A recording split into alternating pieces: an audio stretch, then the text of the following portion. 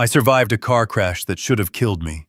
My brakes failed on a steep hill in Atlanta, sending my truck smashing into a solid concrete barrier.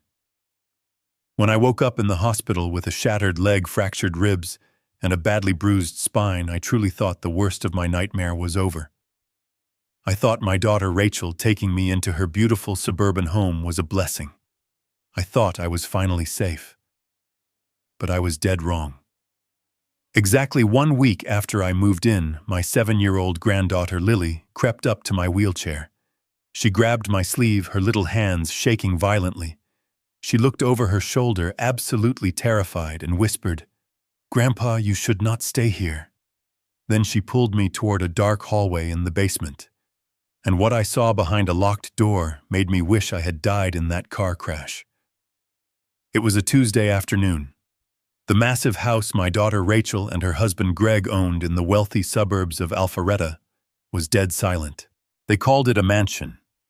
It had towering vaulted ceilings, pristine marble floors, and way too many empty rooms.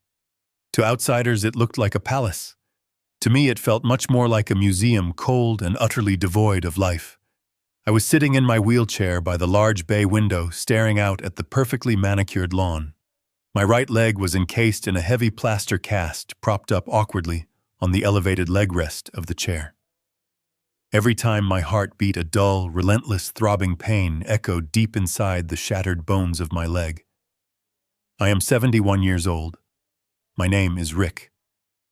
For 40 years of my life, I worked as a structural engineer. I designed suspension bridges, highway overpasses, and massive structures of steel and concrete meant to withstand earthquakes and hurricanes. I spent my life calculating load-bearing weights and stress points, ensuring that things would not collapse under heavy pressure. My hands, heavily calloused and scarred from decades on dusty construction sites, used to bend iron and grip heavy tools with ease. I was a man who built things that lasted. But now, sitting in this freezing, overly air-conditioned room, I felt completely useless. I was trapped inside a broken, failing body, unable to even walk to the kitchen to get a simple glass of water without someone assisting me. The silence of the sprawling house was suffocating. Rachel and Greg were out running errands, or so they had casually mentioned over breakfast. They had supposedly hired a private medical nurse who was scheduled to arrive later that afternoon. For the moment, I was entirely alone, or at least I thought I was alone. Suddenly, I heard the soft, hesitant padding of small feet on the hardwood floor behind me. I turned my head, slowly wincing, as my bruised ribs protested the sudden movement. It was Lily, my granddaughter. She was 7 years old, a sweet girl with blonde hair, and usually a bright smile that could light up any room. But today, there was no smile on her face. She crept into the living room, as if she were trying to avoid waking a sleeping monster. She did not skip. She did not hum a happy tune. She moved with a strange, heavy caution that no child her age should ever possess. She stopped right next to my wheelchair. I looked down at her, forcing a warm, reassuring smile despite the sharp ache radiating through my chest. "Hello there, sweetie," I said, keeping my voice low and gentle so I would not startle her. "Are you playing a game of hide-and-seek today?" She did not answer my question. Instead, she reached out and grabbed the sleeve of my faded flannel shirt.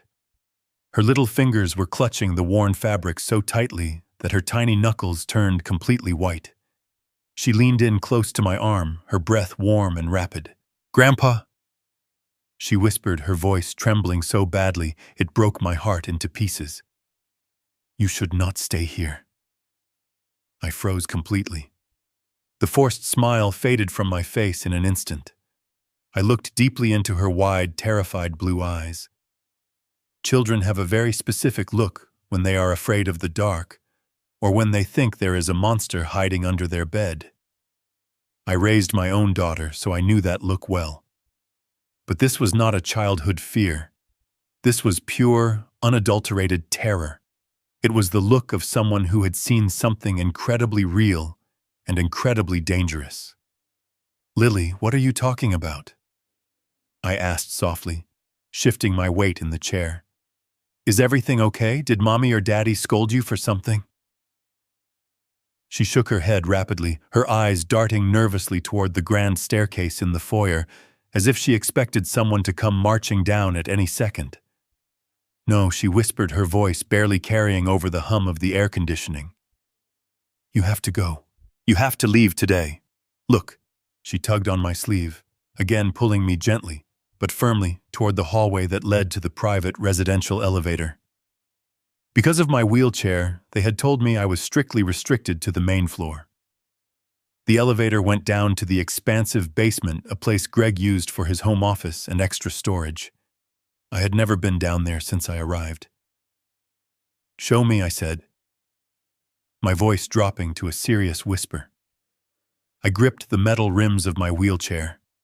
The cold steel felt familiar beneath my calloused palms, but my arms were terribly weak from weeks of lying in a hospital bed. With every single push of the wheels, a sharp stabbing pain shot up my right shoulder, radiating down into my fractured ribs. The thick rubber tires squeaked faintly against the pristine marble floors, a sound that seemed absolutely deafening in the unnatural quiet of the giant house. I pushed through the pain, following the little girl. Lily walked right beside me, keeping her small hand firmly on my arm. We reached the elevator doors. She reached up on her tiptoes and pressed the glowing down button. The doors slid open with a soft, melodic chime. I rolled myself inside the wood-paneled cab and she followed, hitting the button for the basement level. The descent was agonizingly slow. My heart was pounding against my ribcage, heavy and fast, like a steel hammer striking a heavy anvil. I tried desperately to convince myself that this was just a child's overactive imagination. Maybe she had watched a scary movie on her tablet. Maybe she misunderstood a complicated adult conversation.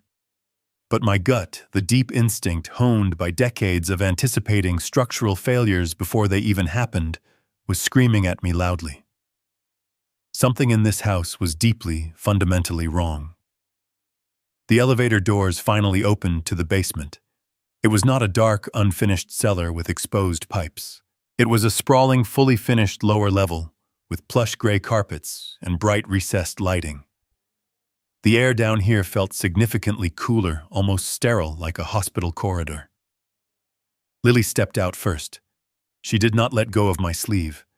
She guided me down a long, narrow hallway lined with several closed doors. At the very end of the hall was a heavy, solid oak door. It was Greg's private office. Or at least, that is exactly what Rachel had told me on my first day here. She had explicitly said it was off-limits because Greg had highly sensitive client financial files in there. But as we got closer, I saw that the heavy door was not fully shut. It was left ajar by just an inch or two, allowing a thin sliver of harsh white fluorescent light to spill out onto the dark carpet. Lily stopped about 10 feet away from the door. She let go of my sleeve and took a large step back, wrapping her arms around her own small torso, as if she were freezing cold. She pointed a violently trembling finger at the sliver of light shining through the crack. In there, she whispered, tears finally welling up in her eyes and spilling down her pale cheeks. I saw it this morning when Daddy left. Please, Grandpa. Look. I swallowed hard. My throat felt exactly like dry sandpaper. I gripped the wheels of my chair and pushed myself forward, inch by agonizing inch, toward the glowing crack in the door. The silence in the basement was so heavy, it felt like deep water pressing violently against my eardrums. I reached out with a shaking hand and placed my palm flat against the cool wood of the oak door. I took a deep, painful breath, bracing myself for whatever childish misunderstanding lay behind it. But as I pushed the door open, the reality of the situation hit me with the devastating force of a runaway freight train. The room was not an office. The truth waiting inside was so horrific, so incredibly calculated and cruel, that my blood ran ice cold, and the peaceful, loving family life I thought I knew shattered instantly into a million unfixable pieces. I pushed the heavy oak door the rest of the way open. It swung inward on freshly oiled hinges, making absolutely no sound. The air inside did not smell like printer ink or old books you would expect from a home office. Instead, it was the sterile, unforgiving stench of rubbing alcohol-bleached sheets and chemical antiseptics. My eyes adjusted to the harsh fluorescent lighting humming overhead. I blinked, trying to make sense of the room. As an engineer, my brain is hardwired to process spatial reality instantly. But right then, my logical brain completely stalled. There was no mahogany desk. There were no filing cabinets tucked into the corners. There was no glowing computer monitor displaying stock market trends. The center of the room was dominated by a single terrifying piece of machinery. It was a heavy-duty motorized medical bed. The thick frame was industrial steel painted a dull, clinical gray. But it was not the cold metal that made my stomach drop. It was what was attached to the rails. Thick, dark leather restraints, 4 of them, 2 at the head of the bed and 2 at the foot. They were bolted into the steel frame with heavy industrial rivets, the kind of reinforced hardware you use to tie down heavy cargo, not frail human beings. I rolled my wheelchair closer, my breathing becoming shallow and erratic. I reached out a trembling hand and brushed my fingertips against the leather strap meant for a right wrist. It was brand new, thick, and completely unyielding, fastened with heavy metal buckles. I spent my career studying tensile strength. I knew load-bearing capacities intimately. These restraints were not meant to keep an elderly patient from rolling out of bed. They were meticulously designed to hold down a fully grown man who was fighting back with every ounce of his strength. They were designed to keep someone completely trapped. A wave of profound nausea washed over my body.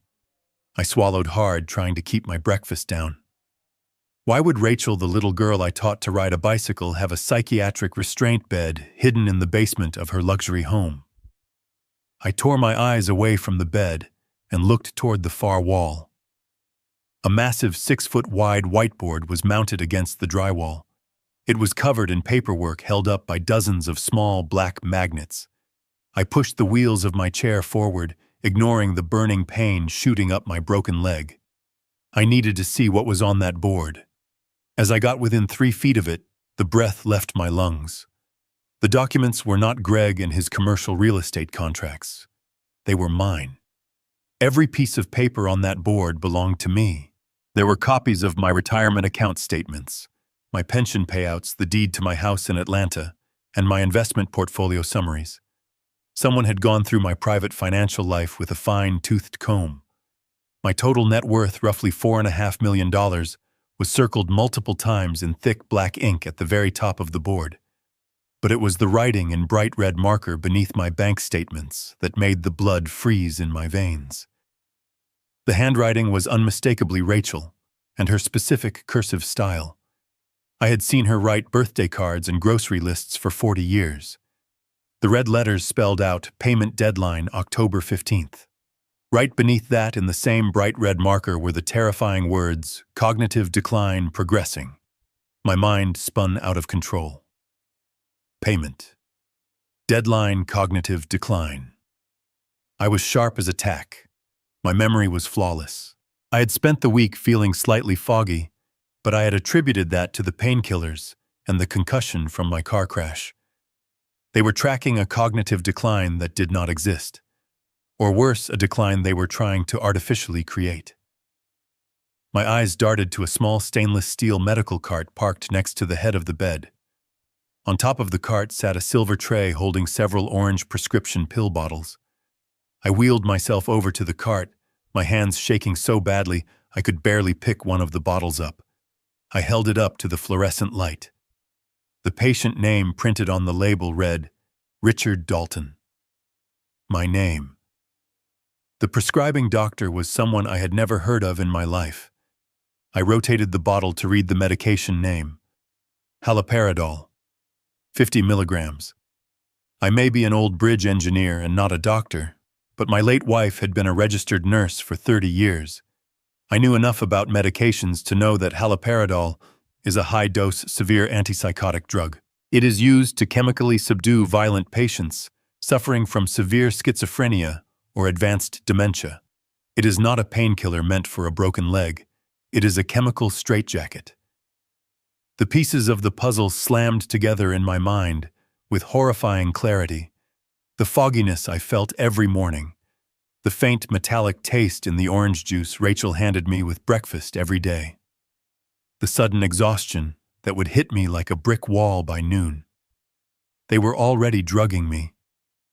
My own daughter and her husband were secretly poisoning me with antipsychotics to fake a cognitive decline, preparing to strap me to this horrific bed in their basement to steal the money I had worked 40 years to save.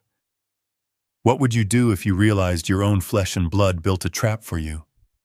Let me know in the comments below, because sitting in that wheelchair staring at my own chemical execution, I felt a kind of heartbreak that no physical injury could ever match.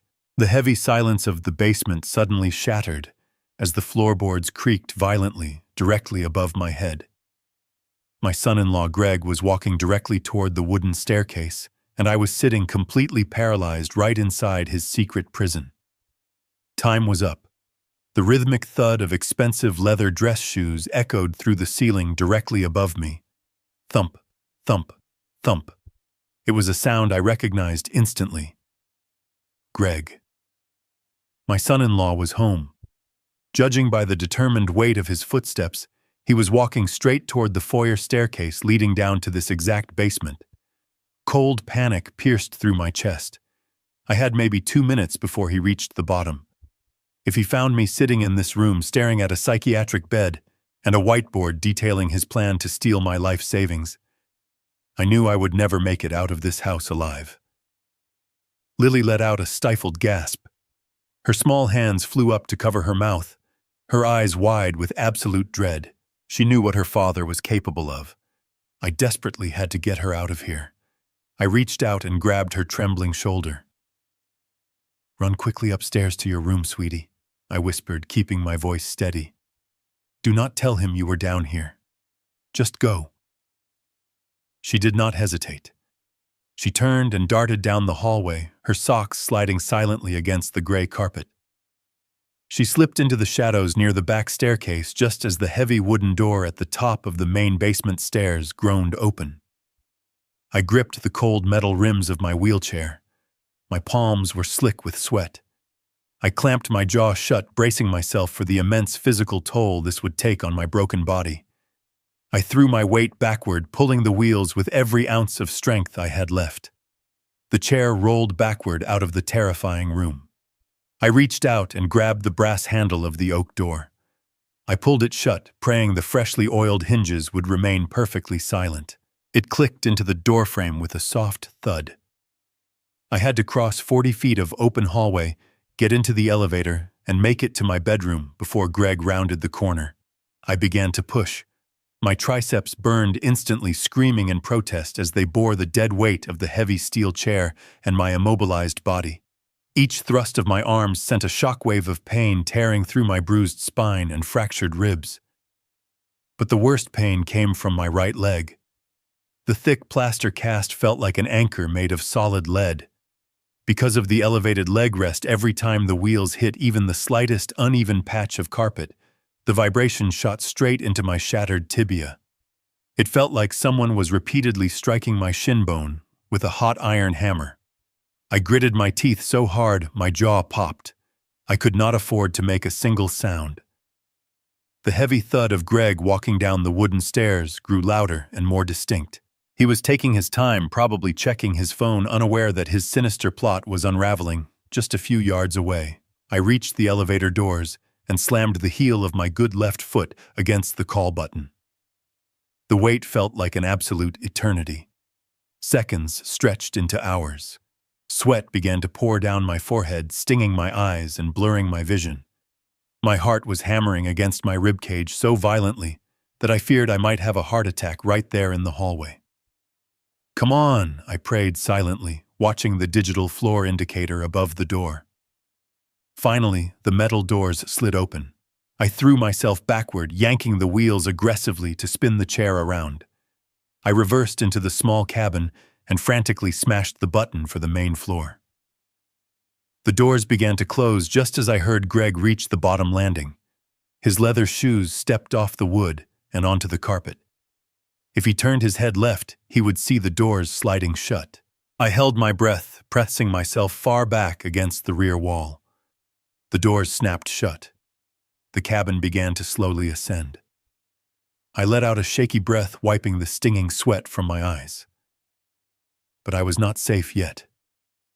The metal elevator reached the main floor with a soft chime. I pushed the doors open before they could even fully retract. I was completely exhausted, my old lungs burning for oxygen, but pure adrenaline forced me forward. I wheeled out into the bright foyer. The plush Persian rugs in the front living room were an absolute nightmare for the rubber tires. I had to push twice as hard to maintain any forward momentum. I could hear the basement door opening again. Greg was slowly coming back up. I wheeled frantically down the long corridor toward the guest suite they had converted into my bedroom. My muscles were giving out. My hands were blistered and raw from the harsh friction of the metal rims. I reached my door, shoved it open, and rolled myself inside. I spun the heavy chair around shown to face the window, panting heavily. I desperately needed a solid alibi. I reached out blindly toward the small mahogany nightstand beside my bed and grabbed the first object my fingers brushed against. It was a thick hardcover novel Rachel had left there. I flipped it open randomly and dropped it onto my lap, resting my shaking hands on the open pages. I took one final massive gulp of air and forced my breathing to slow down into a steady, rhythmic pace. I commanded my facial muscles to completely relax, masking the sheer terror and physical agony coursing through every nerve of my body. The heavy footsteps stopped directly outside my bedroom. The brass doorknob turned slowly. The door swung open, revealing Greg standing in the threshold. He wore a tailored suit, his eyes dark and calculating. He stared at me in total silence for a long, agonizing moment. I slowly looked up from my book, blinked twice, and offered him the tired, confused smile of a completely helpless old man. Greg stood frozen in the doorway, his eyes narrowing as they darted from my face to the heavy cast on my leg, and finally to the thick, hardcover book resting on my lap. I held my breath, burying the panic deep inside my chest. I made sure my hands trembled just enough to look like the frail, exhausted father they expected me to be. After what felt like hours, the hard lines of his jaw finally relaxed. He let out a short, dismissive breath, clearly convinced that I had been sitting there all afternoon, lost in a book I could barely comprehend. Before he could say a single word, a bright, cheerful voice echoed from the hallway behind him. It was Rachel. She pushed past her husband carrying a stack of neatly folded towels. She wore a pristine white blouse and a perfectly practiced smile that did not quite reach her eyes. "Oh, good, you are awake," she chimed, stepping into my room with a breezy, effortless grace. "Greg told me you were resting. How is the pain today, Dad?" I carefully closed the book and set it on the nightstand, letting out a long, theatrical sigh. "The pain is manageable, sweetie," I lied, my voice wavering perfectly. But my mind feels incredibly cloudy today. In fact, I got a little confused earlier. I was trying to find the linen closet to grab an extra blanket, and I ended up rolling down the hallway near the elevator. I pressed the wrong button and accidentally went down to the basement. I paused, letting the silence hang heavily in the room. Greg instantly stiffened. His shoulders locked and his dark eyes locked onto mine, like a predator sensing a threat. But Rachel did not flinch. She did not gasp. She did not drop the towels. Her smile never faltered for a fraction of a second.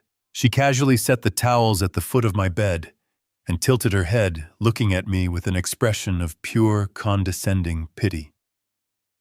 "Oh, Dad, you should not be wandering around down there by yourself," she said, her voice dripping with artificial sweetness. "You could easily hurt yourself with that heavy cast. What were you doing in the basement?" I kept my expression blank, channeling my discipline from 4 decades of engineering negotiations. "Well, I noticed a door was left open at the end of the hall," I said, making my voice sound weak and uncertain. "I thought it was Greg's home office. But I saw a strange medical bed in there. It had these thick leather straps on the frame, and there was a large whiteboard on the wall with all my bank statements and retirement accounts pinned to it. I was just a little confused, Rachel. What exactly is that room for the psychological chess match officially began? I watched her face closely, waiting for a crack in her perfect facade. A stammer, a nervous glance at Greg, a sudden change in her breathing pattern. But there was absolutely nothing. Rachel walked over and gently patted my shoulder, her touch feeling like a block of solid ice against my skin. "Oh, that room," she laughed softly, a bright sound making my stomach churn. "We wanted it to be a surprise, but I guess you ruined it.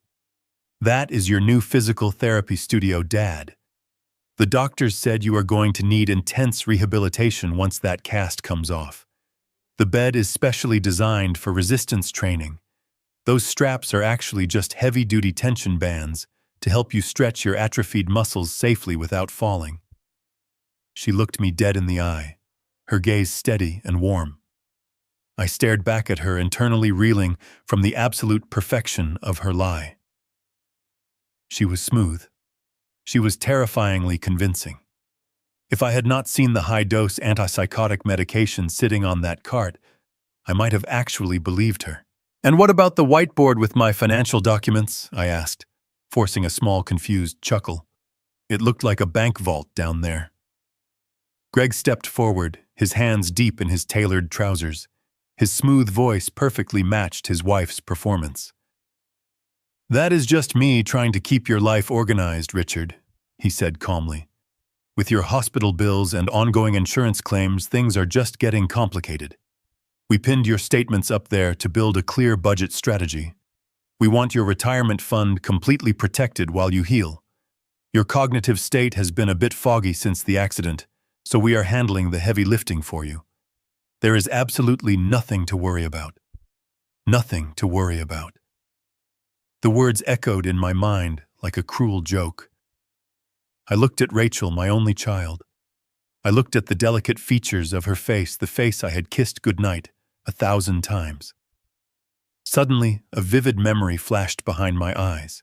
I was 45 years old, working an 80-hour week on a grueling bridge project in the dead of winter. My hands were cracked and bleeding from the freezing steel. I took extra shifts just so I could afford the designer prom dress she desperately wanted. I remembered the pure joy on her face when I brought it home. I gave her everything I had. I built a mountain of sacrifices so she could stand on top of it. Now she was lying to my face while plotting to destroy my mind and steal everything. But I could not let them see my true heartbreak. I had to play their sick game flawlessly. I let out a shaky breath, allowing immense relief to wash over my exhausted face. "Thank you, sweetie," I whispered, forcing fake tears into my eyes. "I am so terribly sorry for doubting you." Rachel squeezed my hand, her painted lips curling into a triumphant smile. "You do not have to thank us, Dad," she murmured softly. "We will take care of you forever." The heavy oak door clicked shut behind her, leaving me alone in the suffocating quiet of the guest bedroom. "We will take care of you forever." Her final words hung in the stale air-conditioned breeze like a physical weight pressing down on my chest. I stared at the closed door, my heart pounding a slow, agonizing rhythm against my bruised ribs. The sheer magnitude of her deception began to settle over me, chilling my skin beneath the thin cotton blanket. The afternoon sun slowly dipped below the horizon, casting long, distorted shadows across the hardwood floor. I sat frozen in my wheelchair, trapped in a house that had suddenly transformed into a maximum security prison. I tried to steady my breathing, but the adrenaline from my frantic escape from the basement was finally wearing off, leaving behind a profound, aching exhaustion. Every bone in my body throbbed. My broken leg felt like it was encased in solid iron, but the physical pain was absolutely nothing compared to the psychological torment spiraling inside my mind. I was a man who built things based on logic, structural integrity, and measurable facts. Now the foundation of my entire reality was completely crumbling beneath me. I closed my eyes and leaned my head back against the chair, waiting for the inevitable next move. Hours passed in agonizing silence. The digital clock on the mahogany nightstand glowed a harsh red, displaying 7 o'clock. Right on schedule, the door handle turned with a soft click. Rachel walked in carrying an ornate silver serving tray. The rich, savory aroma of roasted chicken and vegetables filled the room, a smell that normally would have made my mouth water. She set the heavy tray down on the small rolling table beside my bed and carefully adjusted the napkin. "I made homemade chicken soup for you, Dad," she said, her voice dripping with that same terrifyingly artificial sweetness. "I also brought you a tall glass of fresh orange juice. You need your vitamin C to help those bones knit back together." She pushed the rolling table directly over my lap, patting my shoulder affectionately. I looked down at the meal. Steam curled gently from the porcelain bowl, swirling above the golden broth. The tall crystal glass beside it was filled with brightly colored juice condensation, dripping slowly down the sides. It looked like the perfect loving meal, prepared by a devoted daughter. I forced my hands to remain steady as I reached for the heavy silver spoon. "Thank you, Rachel," I murmured, keeping my eyes locked on the bowl. "This looks absolutely wonderful." She smiled, stepping back toward the door. "Eat every last drop, Dad. You need your strength. Have a good night." She closed the door behind her, leaving me alone with the food. I stared at the tray for a long time. My stomach growled violently, reminding me that I had not eaten a single thing since breakfast. I picked up the spoon and dipped it into the warm broth, bringing a small amount to my lips. It tasted completely normal, savory, salty, and rich. I swallowed it smoothly, feeling the warmth spread down my throat. I took another spoonful, then a third. The soup was fine. I set the spoon down and reached for the crystal glass of orange juice. The cold condensation slipped against my rough, calloused fingers. I brought the rim of the glass to my mouth and took a slow, deliberate sip. Instantly, every alarm bell in my brain began to ring. As a structural engineer, my senses were honed by decades spent on industrial construction sites. I had spent my entire life working around volatile chemical solvents, heavy metallic compounds, and industrial sealants. I knew exactly what natural elements were supposed to smell and taste like. Beneath the overwhelming sweetness of the concentrated citrus, there was something else.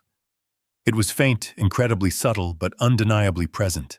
It was a harsh, synthetic, metallic bitterness that coated the very back of my tongue. It tasted like a crushed alkaline battery mixed with industrial chalk. I froze, the cold glass hovering just inches from my face. My breathing hitched as a wave of pure, unfiltered horror washed over me. I slowly lowered the glass back onto the silver tray, my hands now trembling so violently that the orange liquid sloshed against the rim. The horrifying realization struck me with the devastating force of a wrecking ball.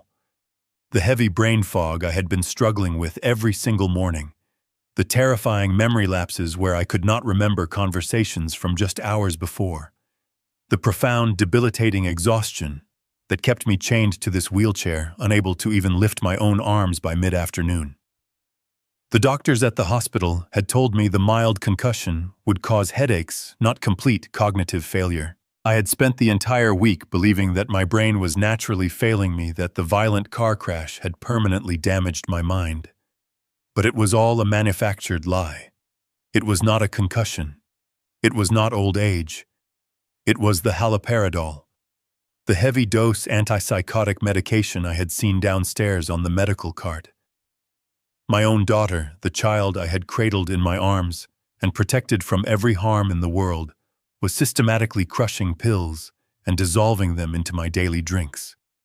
She was deliberately sedating me chemically, inducing an artificial state of dementia to destroy my mental capacity.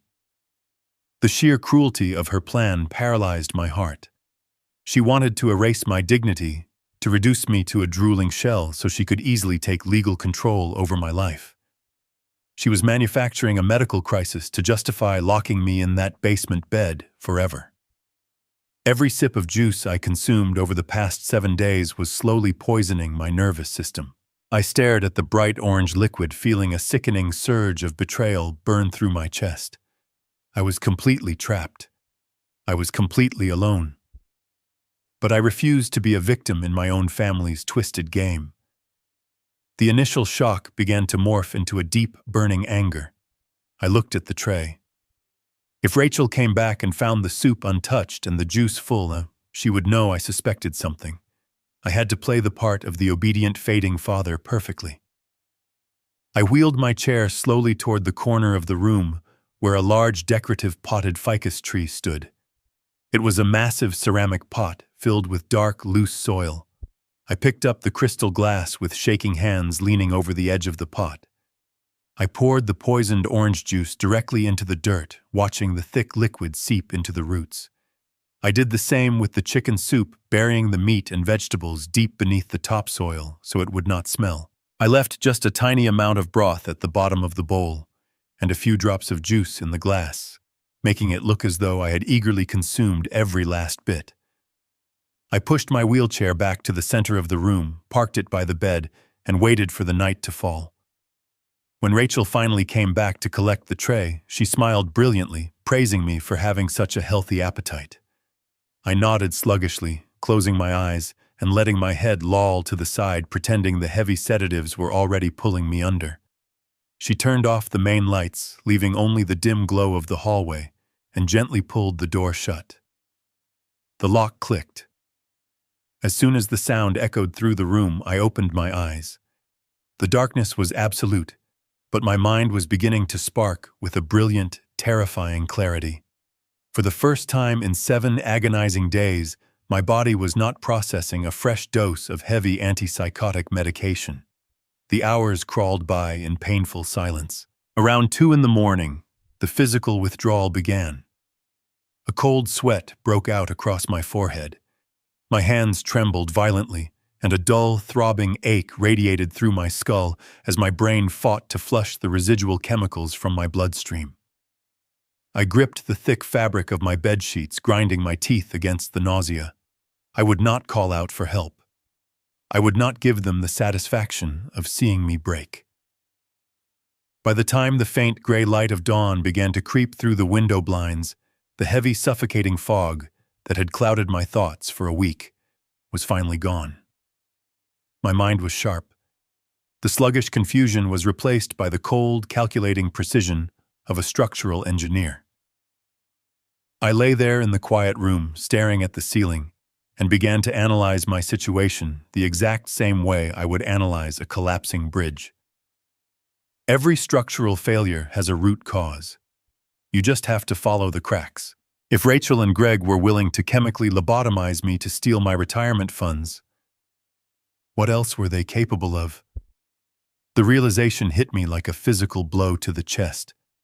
My car crash, the accident that put me in this wheelchair and made me completely dependent on them. I replayed the terrible memory in my mind. I had been driving my truck, a vehicle I maintained with absolute perfection, down a steep, familiar hill in Atlanta. When I pressed my foot against the brake pedal, there was no resistance. The pedal slammed flat against the floorboard.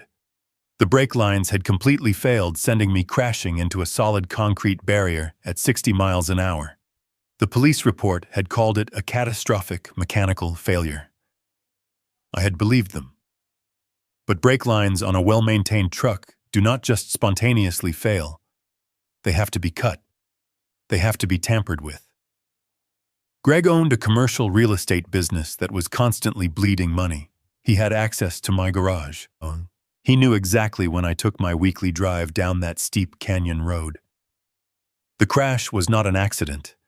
It was a failed assassination attempt. When the crash did not kill me, they panicked. They needed a backup plan to get my money before I recovered and went back to my independent life.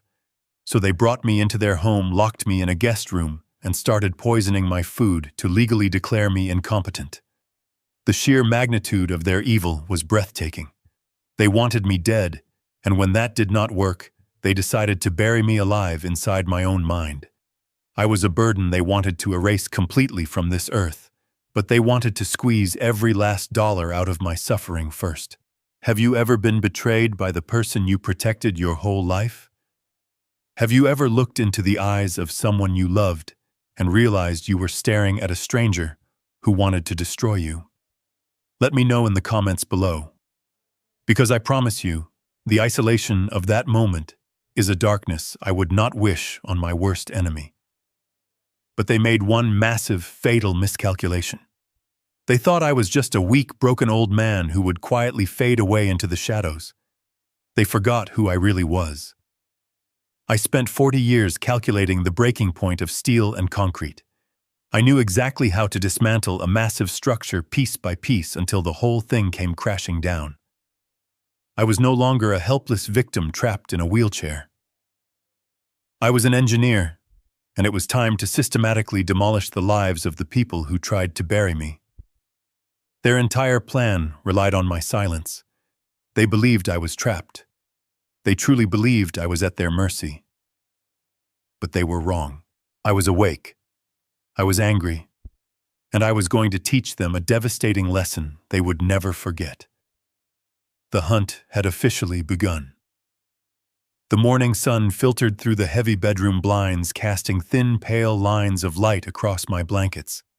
I had barely slept, spending the remaining long, dark hours of the night running through every possible scenario in my head. When the doorknob finally clicked at 9 o'clock, I immediately let my jaw go slack and allowed my eyes to glaze over. I slouched deeply into my pillows, the picture of a broken, sedated old man. Rachel walked into the room briskly, bringing with her the overwhelming scent of her expensive floral perfume. But she was not alone. Behind her stood a man who looked like he belonged in a maximum security prison yard rather than a luxury suburban home. Dad, Rachel chirped, her voice bouncing off the walls with that sickeningly fake enthusiasm. I have wonderful news. We finally found a private physical therapist who can do in-home visits. This is Todd. He is going to help you get your strength back. I slowly turned my head, blinking several times, as if it took monumental effort just to process her words. I looked at the man standing at the foot of my bed. My mind, now completely clear of the heavy antipsychotics, began to analyze him with the rapid, cold precision of a forensic investigator. Todd did not say a single word of greeting. He simply stood there, his arms crossed over his massive chest, staring down at me with cold, dead eyes. He was wearing a set of pale blue medical scrubs, but they fit him terribly, stretching tightly across his bulging shoulders and thick neck. He looked like a bouncer in a stolen hospital uniform. As an engineer, I was trained to spot structural anomalies that indicate a larger, hidden problem. Todd was a walking anomaly. Real medical professionals carry an air of clinical calm. They have clipboards, blood pressure cuffs, or at the very least, a gentle bedside manner. Todd carried absolutely nothing. His hands hung loosely at his sides, and I noticed his knuckles. They were heavily calloused, scarred, and flattened, the unmistakable hands of a man who spent his life punching things, not healing them. But the most glaring red flag was on the left side of his thick neck. He had attempted to conceal it with a heavy layer of flesh-colored makeup, but the sweat from the morning heat had caused the foundation to streak. Beneath the smeared makeup, I could clearly see the jagged dark blue ink of a prison gang tattoo poking out above his collar. My heart hammered against my ribs, but I kept my breathing shallow and erratic, playing the part of the confused patient. Rachel patted my foot through the blanket. "I have to go run to the bank, Dad," she said brightly. "Todd is going to do a preliminary assessment on your leg and help you with some stretches. You be good for him, okay?" She turned on her heel and practically skipped out of the room, pulling the door shut behind her. The heavy click of the lock echoing in the quiet room sounded like a death sentence. I was now locked in a small room with a violent thug hired by my own family. Todd slowly walked over to the side of my bed. He did not wash his hands. He did not ask me how I was feeling or check my medical chart. He simply grabbed the edge of my heavy plaster cast with his rough, scarred hands. "Well, old man," Todd muttered, his voice a low, gravelly rumble that seemed to vibrate in my chest. "Let us see how much damage you really have." Without any warning whatsoever, he wrapped his massive fingers around my shattered shin and squeezed. He did not perform a therapeutic stretch. He did not test my range of motion.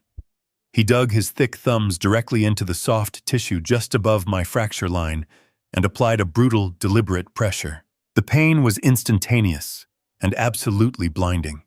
It felt exactly like hot iron driving straight through my skin into cracked bone. A sharp gasp escaped my lips, and my entire body went rigid. Sweat instantly beaded on my forehead as my nervous system screamed in agony. But I knew I could not fight back. If I showed him the strength and clarity I actually possessed, they would know the drugs were not working. They would accelerate their plan. So I forced myself to react exactly how a heavily sedated, helpless old man would. I let out a weak, pathetic whimper, letting my head roll to the side as if I lacked the motor control to push him away. Todd leaned in much closer, his face hovering just inches from mine. I could smell stale cigarette smoke and strong black coffee on his breath. He increased the pressure on my broken leg, watching my eyes closely. He was looking for a spark of defiance, a reason to escalate the violence. He was establishing complete and total dominance. This was not a medical evaluation. This was a silent, agonizing threat. He was showing me exactly what would happen if I caused any trouble for Rachel and Greg. My vision blurred from excruciating pain, but I kept my eyes completely dull and entirely unfocused. I let a tear slip down my cheek, playing the role of the broken victim to absolute perfection. After what felt like an eternity, Todd finally released his iron grip on my leg. He took a step back, wiping his hands on his scrub pants with a look of pure disgust. "Yeah, you are pretty far gone, aren't you?" he sneered, turning his back on me. "You are not going to be a problem at all." He walked over to the window, completely ignoring me as I lay there trembling. He had just confirmed my darkest fears. He was not a physical therapist. He was a ruthless enforcer, brought into my home to guarantee my total submission. Todd turned away from the window, the harsh morning light casting long, menacing shadows across his broad shoulders.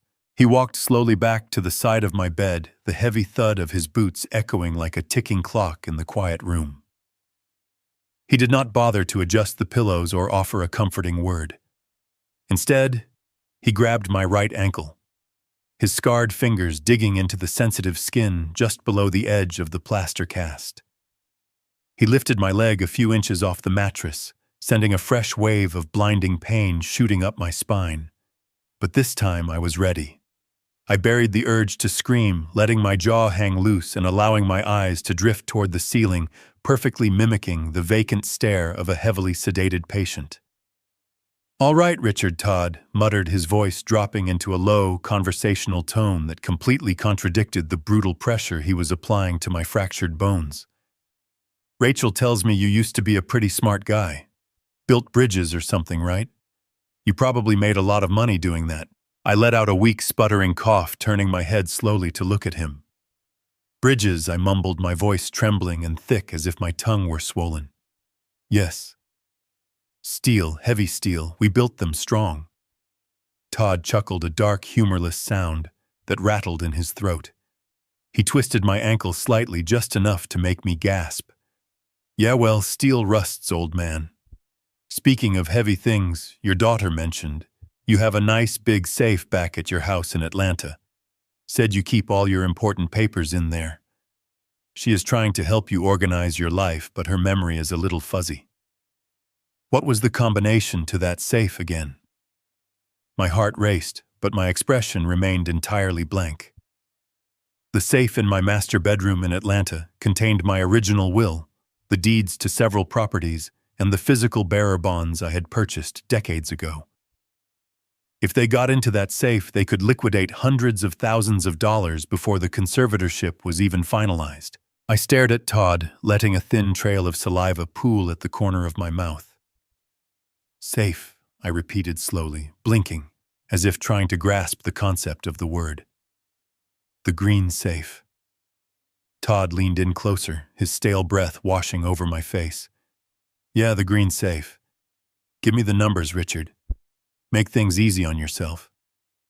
I closed my eyes, furrowing my brow in a manufactured display of intense confusion. 4, I whispered faintly. 4, then 18. And wait, no. It was 32. My wife chose it. She loved the number 32. Todd sighed heavily, pulling a small, battered notebook and a black pen from the pocket of his tight scrubs. He scribbled the numbers down, pressing the pen so hard the paper nearly tore. 4/18/32, he repeated, glaring down at me. Are you sure about that, old man? Because if you are lying to me, these stretching exercises are going to get a whole lot more painful tomorrow. I let out a soft, pathetic whine, shaking my head weakly. No, wait, I stammered, raising a trembling hand to my forehead. Maybe it was 42. Yes, 42. Mary always said 42 was a lucky number. We got married in 42. I let my voice trail off into a meaningless mumble, intentionally mixing up my late wife's name and the year we were married. I knew those numbers would not open the heavy steel door in Atlanta. The actual combination was based on my granddaughter Lily's birth date, a sequence I would take to my grave before handing it over to this thug. Todd shoved the notebook back into his pocket, his patience visibly wearing incredibly thin. He dropped my leg back onto the mattress with a heavy thud, ignoring my sharp intake of breath. Fine, he growled. We will test those out later. But Rachel also needs your online banking passwords, the main accounts, the ones with the big retirement funds. And she is looking for your power of attorney documents. Where did you hide the hard copies, Richard? I rolled my head back toward the window, pretending to be completely lost in a drug-induced hallucination. The bank, I whispered, letting my eyelids flutter shut. The bank is on Elm Street. Nice teller. Her name is Susan. She always gives me a lollipop. I smiled vacantly, sinking deeper into the mattress. Power of attorney. I do not have a lawyer. The bridge is falling down. We need more concrete. Todd slammed his massive hand flat against the bedside table, rattling the plastic water pitcher. Cut the crap, Richard, he hissed, leaning over me until his face filled my entire field of vision. The passwords. Give them to me right now. I stared back at him with wide, uncomprehending eyes, letting a look of pure, childlike terror wash over my face. I do not know. I cried out softly, my voice cracking perfectly. Please, my leg hurts. I want my wife. I want Mary. Todd stared at me for a long, agonizing moment, his dark eyes searching my face for any sign of deception. He was looking for the sharp, calculating engineer beneath the frail exterior. But I gave him absolutely nothing. I was an empty shell, a broken man whose mind had been completely destroyed by the medication. Finally, a look of profound disgust settled over his rugged features. He stood up straight, brushing his hands off, as if touching me had somehow soiled him. He turned his back without another word, stalking across the cold bedroom with heavy, frustrated steps. The heavy oak door clicked shut firmly behind him, locking me completely inside the chilling silence. I dropped the helpless act immediately, taking a deep, ragged breath, and knowing my only window of opportunity was rapidly closing forever. As soon as the heavy oak door clicked shut and the deadbolt slid firmly into place, my entire demeanor shifted. The trembling in my hands stopped. The vacant, cloudy expression I had painted across my face vanished, replaced by a cold, sharpened focus. I sat up straighter against the pillows, wincing, as the residual pain from Todd, twisting my broken leg, flared up through my nervous system. My shin throbbed with a fiery intensity, a brutal reminder of the physical threat I was now under. I took a deep, ragged breath, forcing oxygen into my lungs to steady my racing heart. The chilling silence of the guest bedroom pressed down on me like a physical weight. My window of opportunity was rapidly closing forever. Todd was not a patient man. If I did not give them the real combination to my safe or the location of my power of attorney documents, soon the physical violence would inevitably escalate. I could not fight a man of his size, especially not while confined to this wheelchair with a shattered leg. I needed outside intervention.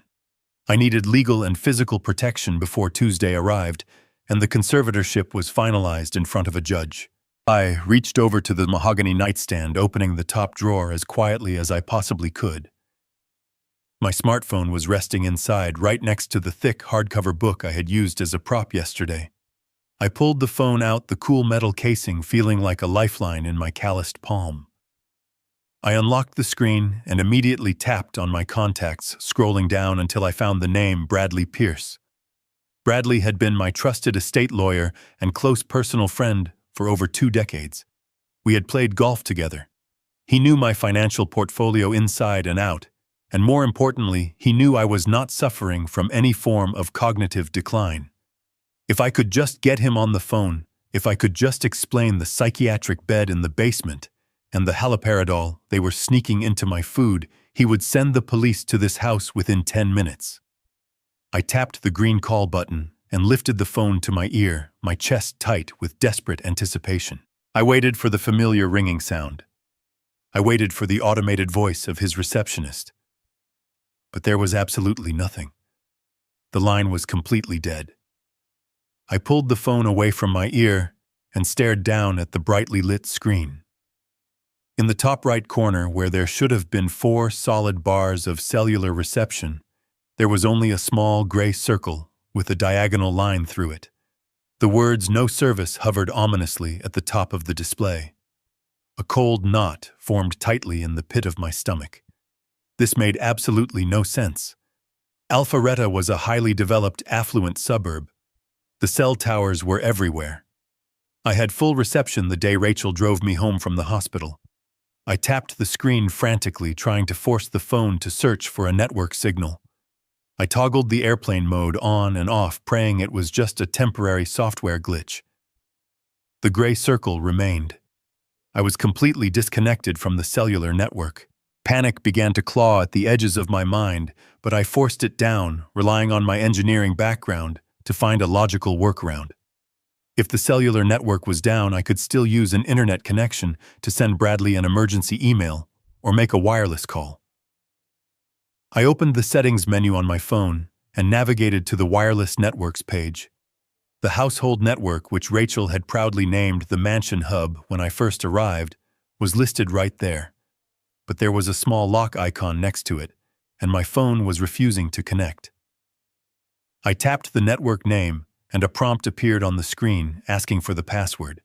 I carefully typed in the password Rachel had given me on my first day here, a simple combination of her anniversary date and Greg's name. I hit join. The screen loaded for an agonizing 5 seconds before a red text box popped up declaring the password was incorrect. I typed it again, slower this time, making absolutely sure my shaking fingers did not hit the wrong digital keys. Incorrect password. I tried the birthday of Lily. Incorrect. I tried her maiden name. Incorrect. They had changed the wireless password. The realization washed over me like a bucket of ice water. This was not a coincidence. This was a deliberate, calculated move to sever my only lifeline to the outside world. I stared at the useless piece of glass and metal in my hands. The knot in my stomach tightened into a painful cramp, but something still bothered me. Changing the wireless password made sense if they wanted to stop me from sending an email. But how did they completely kill my cellular reception? You cannot simply turn off the cell towers in a major metropolitan suburb. My mind began to race, processing the physical environment of the room. If there is a localized dead zone in a place with otherwise perfect coverage, there has to be a source of active interference. There had to be a physical device blocking the radio frequencies. I threw the heavy cotton blankets off my body and gripped the rims of my wheelchair. I hauled myself out of the bed, the movement sending a sickening wave of pain up my fractured leg. I settled heavily into the chair and leaned over the side of the mattress, peering down into the dark, dusty space underneath the bed frame. At first I saw nothing but the wooden slats and a few stray dust bunnies. But then, tucked far back against the baseboard near the wall outlet, I saw a small, unnatural green light blinking rhythmically in the shadows.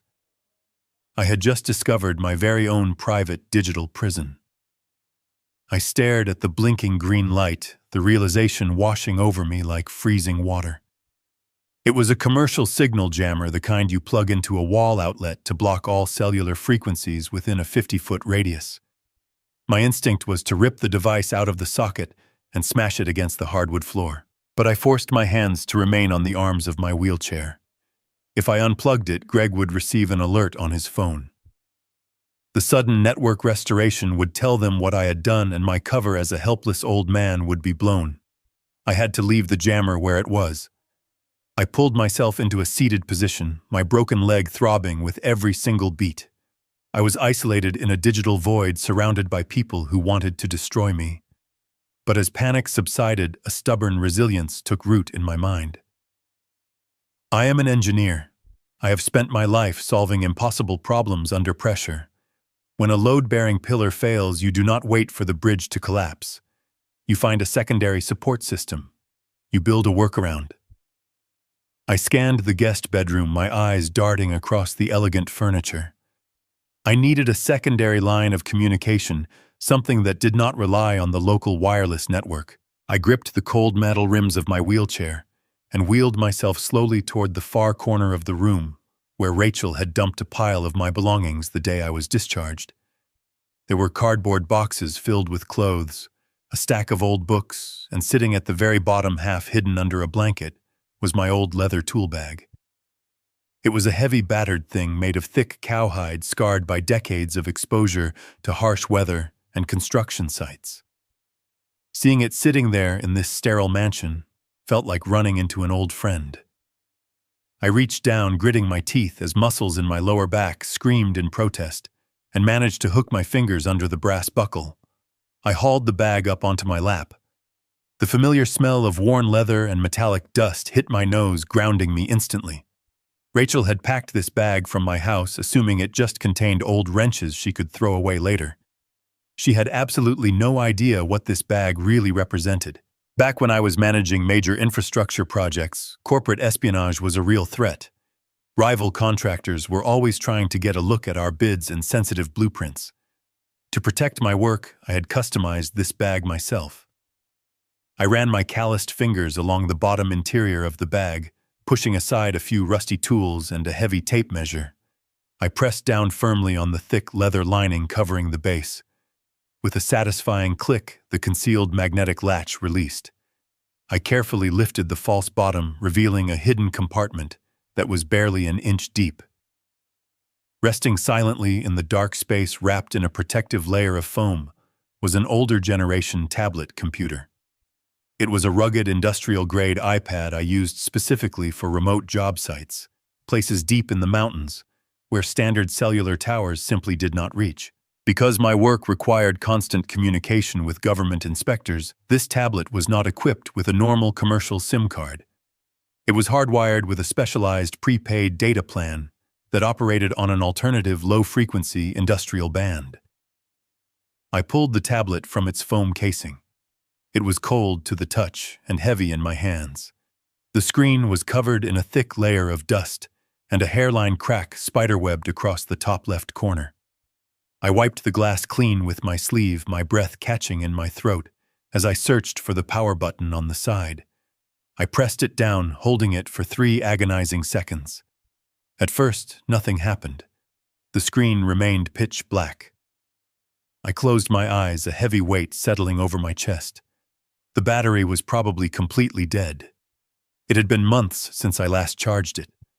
But then a faint white glow slowly began to illuminate the edges of the cracked screen. The familiar logo appeared in the center. I let out a shaky breath, my shoulders dropping, as absolute relief flooded my entire body. The tablet booted up slowly, the outdated operating system struggling to process the startup commands. I watched the screen with bated breath, ignoring the sharp aches in my leg and the exhaustion threatening to pull me under. The home screen finally loaded, displaying a cluttered grid of weather apps, structural drafting programs, and old email clients. But I did not care about any of that. My eyes shot immediately to the top right corner of the display. I needed to know if the industrial frequency was strong enough to bypass the cheap commercial jammer, plugged into the wall beneath my bed. For 5 agonizing seconds, the signal indicator remained completely empty. It read, searching, the letters blinking mockingly in the bright digital light. I gripped the edges of the tablet so tightly my knuckles turned white. "Come on," I whispered to the empty room. "Just give me one single bar." Suddenly the word "searching" vanished. In its place, a small, solid white triangle appeared. Then 3 bold bars lit up right next to it. 4G data. The specialized connection had easily bypassed the jamming field. I was connected to the outside world. I let my head fall back against the headboard, tears of pure relief stinging the corners of my eyes. Rachel and Greg thought they had outsmarted me. They thought they had stripped me of my power, isolated me, and left me defenseless in their trap. But they had made a fatal error. They underestimated the preparedness of a man who spent his life anticipating disasters. Hope was fully restored. Now it was finally time to strike back. Holding the tablet, my first instinct was to type a frantic email to Bradley. I wanted a police cruiser immediately. But the rational part of my brain slammed the brakes on that idea. If I contacted him now, what would I say?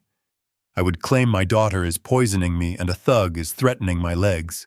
Without hard evidence, a frantic message might play right into Rachel's hands. She would show the authorities her forged medical charts. She would smile and say I was suffering from hallucinations due to dementia. They might even expedite the conservatorship based on my erratic behavior. I needed undeniable proof. I needed to catch them speaking their true intentions out loud, where no lawyer could twist their words. I flipped the iPad over, running my thumb across the glass lens of the rear camera. Back on my job sites, I used this to document structural flaws and record contractor meetings. The microphone was sensitive, designed to pick up voices over the roar of heavy machinery. It was exactly what I needed to turn this guest bedroom from a prison into a trap. I lowered the tablet and began scanning the room for the perfect vantage point. The nightstand was too close to the bed, and Greg would notice any new object sitting there. The oak dresser was positioned too low, capturing only waist-level footage. My eyes landed on the tall, built-in bookshelf situated in the far corner of the room. It was packed with leather-bound volumes of classic literature. Rachel bought them for decoration, meaning neither she nor Greg would ever read them. The third shelf offered an unobstructed view of the room, including the center floor, where Todd conducted interrogations, and the bed where I slept. It was the perfect spot. But reaching it meant I had to lift myself out of this wheelchair. I gripped the rubber tires and pushed across the rug, the friction fighting me every inch. I parked directly in front of the towering bookshelf and locked the wheels. I took a deep breath, preparing my body for the physical toll this would take. I planted my good left foot firmly onto the hardwood floor and grabbed the wooden edge of the shelf. With a sharp groan I desperately tried to muffle, I forced myself upward. The agony that shot through my shattered right leg was blinding. It felt as though a jagged knife was twisting directly into the marrow of my bone. Sweat erupted across my forehead, stinging my eyes, but I refused to let go. I locked my arms, holding my frame steady as I balanced on one foot. My right hand trembled violently as I pulled 2 massive encyclopedias apart, creating a narrow gap about an inch wide. I grabbed the tablet and wedged it into the dark crevice.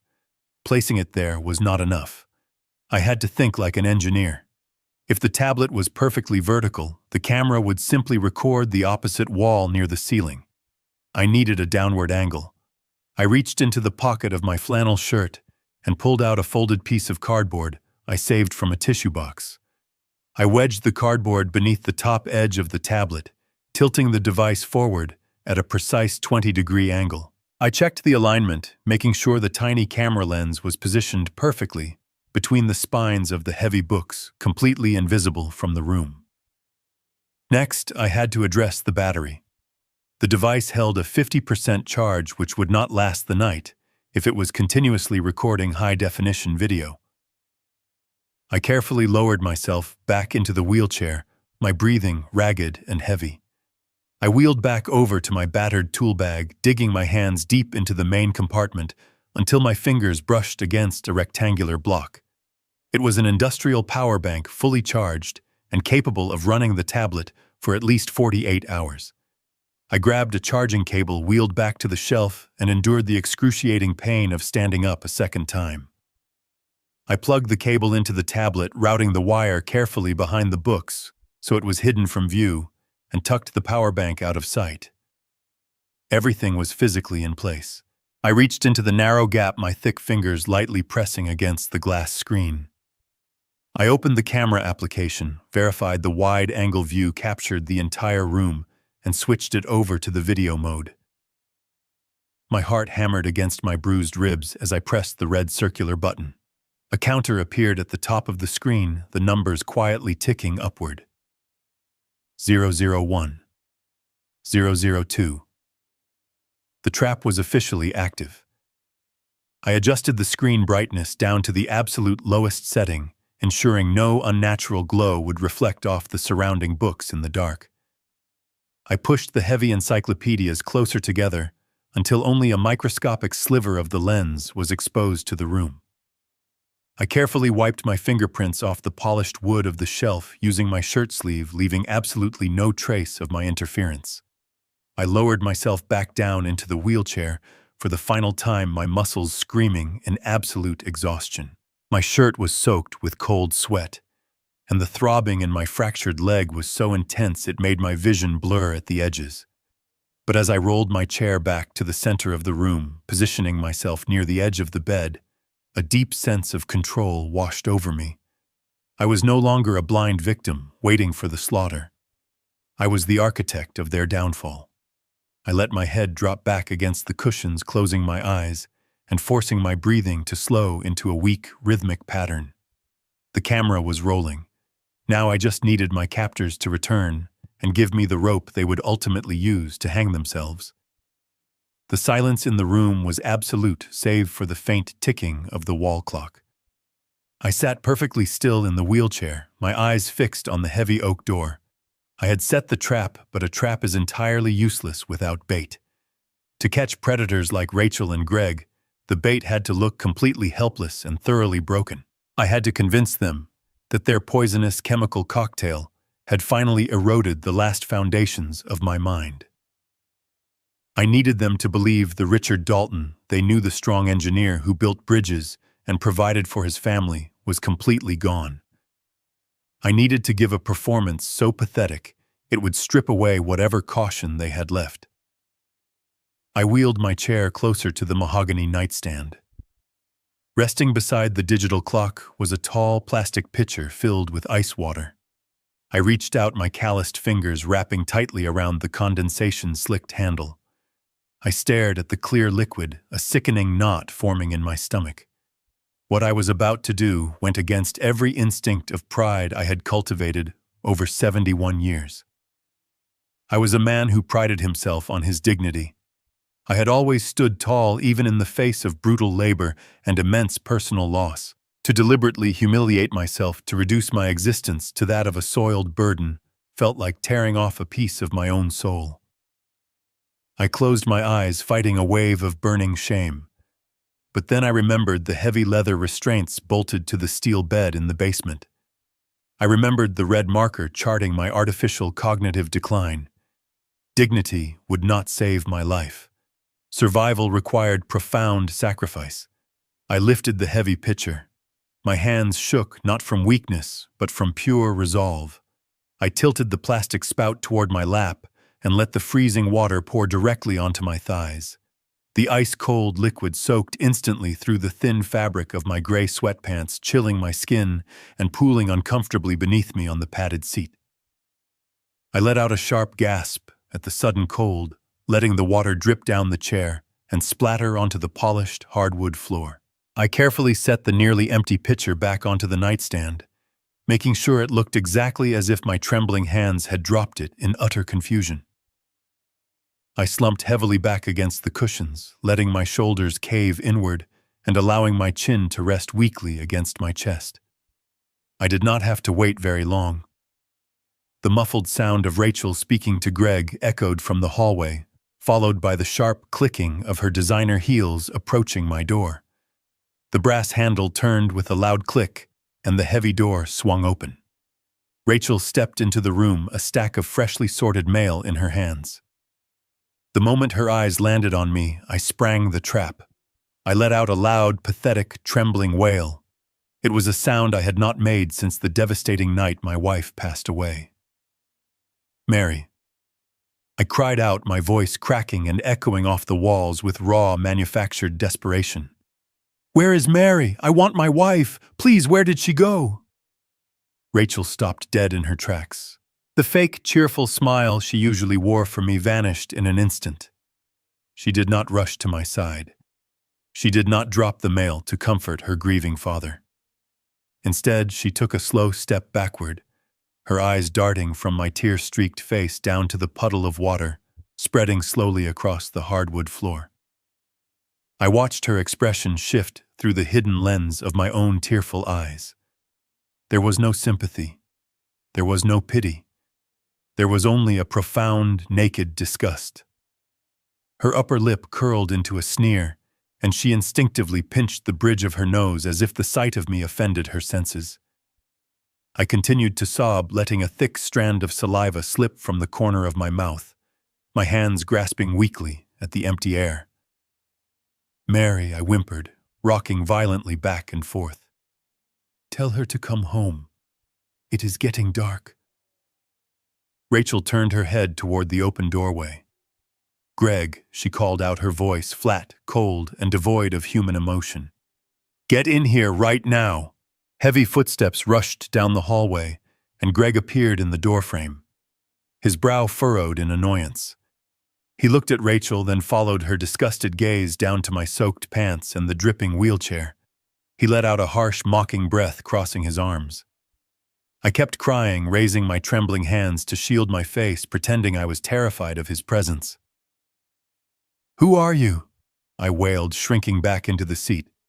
"Where is my house? I need to go to work. The bridge needs more steel. I need Mary." Greg looked at his wife, a slow, triumphant smirk spreading across his handsome face. He nodded slowly, running a hand through his hair. "Well," he murmured, his voice laced with cruel satisfaction. "Look at the great Richard Dalton now. You really need to get the cleaning staff in here, Rachel. It smells exactly like a hospital ward." Rachel did not move to help me. She stood perfectly still in the center of the room, staring down at the man who had sacrificed his entire life to give her the world. She tilted her head slowly, a terrifyingly empty look in her eyes.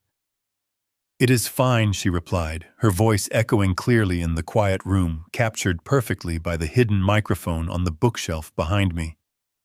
"Just leave him there for a while. The dosage is working. His brain is mush." Those words hit me like a physical blow. The ultimate confession was spoken freely.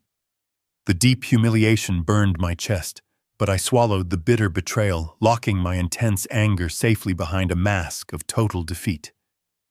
They took the bait perfectly. The hours dragged on, until the heavy silence of midnight settled over the sprawling house. I lay perfectly still in the dark, listening to the faint hum of the central air conditioning and waiting for the steady rhythm of footsteps upstairs to finally cease. Once I was absolutely certain that Rachel and Greg had retired to their master suite for the night, I threw off the damp cotton blankets. The cold air bit into my skin, but I ignored the discomfort. I gripped the arms of the wheelchair and pushed myself up, ignoring the burning agony shooting through my shattered right leg. I balanced carefully on my good foot, reaching my trembling hands into the narrow gap between the heavy encyclopedias on the bookshelf. My fingers brushed against the smooth glass of the tablet. I pulled it out, bringing it down to my lap before sinking heavily back into the chair. My breathing was ragged, but my mind was laser-focused. I unplugged the charging cable and opened the camera application, stopping the recording. I tapped the small square thumbnail in the corner of the screen to open the video gallery. I plugged a small wireless earpiece I had kept in my tool bag into my ear, ensuring not a single sound would leak into the quiet bedroom. I pressed play. The screen illuminated my face with a faint, ghostly glow. The first few hours of the recording were nothing but the empty room, occasionally interrupted by Rachel briefly checking in on me while I pretended to sleep. I dragged my finger across the playback bar, fast-forwarding through the mundane footage. But then the timestamp reached exactly 8 in the evening. The heavy oak door swung open on the screen. Greg walked into the room, his tie loosened and his posture rigid with stress. He paced back and forth across the hardwood floor, running his hands through his hair. A moment later, Todd stepped into the frame. The massive man did not look like a physical therapist anymore. He wore a dark leather jacket and carried an air of absolute terrifying menace. Greg immediately stopped pacing and turned to face him, his body language defensive but undeniably submissive. I turned up the volume on the tablet, pressing the earpiece deeper into my ear. I needed to hear every single syllable of their conversation. "What the hell are you doing here at this hour?" Greg hissed, his voice trembling with barely suppressed panic. "I told you never to come to the house unless Rachel is expecting a medical visit." Todd chuckled, a dark, grating sound that made my blood run cold. He took a step closer to Greg, invading his personal space. "You do not give the orders anymore," Greg Todd rumbled. "The boss is losing his patience. You said the old man would be legally declared incompetent by the end of the month. We have given you enough extensions."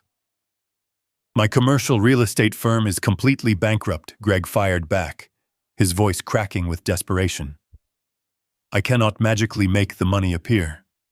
The market tanked and the development deal fell through. I owe your syndicate $3 million. Do you really think I would be going through the trouble of sedating my own father-in-law and faking a conservatorship if I had another way out? I just need a few more days until the judge signs the final papers. Once I have total control over his retirement accounts and the estate, I will wire the entire $3 million to the boss, plus the interest. You have my word." Todd reached out and grabbed Greg by the collar of his expensive dress shirt, lifting him slightly off the floor. "Your word means absolutely nothing to us," Todd sneered. "The boss sent me here to ensure the old man breaks. I am the insurance policy. If you do not have that $3 million transferred into our offshore accounts by next Friday, we are not just going to take your massive house. We are going to take your life. And we will probably take your pretty wife and that little daughter of yours too. Do I make myself perfectly clear?" Greg swallowed hard, his face pale with absolute terror. He nodded rapidly, his trembling hands raised in sudden surrender. "Yes," he choked out, "crystal clear." Todd released him, giving his chest a hard shove backward. "Good," Todd muttered, adjusting his dark leather jacket. "Keep feeding the old man the haloperidol pills every day. Make sure his brain is fried by the time you drag him into court next Tuesday. I will be back tomorrow for another physical therapy session." Todd turned abruptly and walked out, leaving Greg leaning heavily against the wall, gasping for air.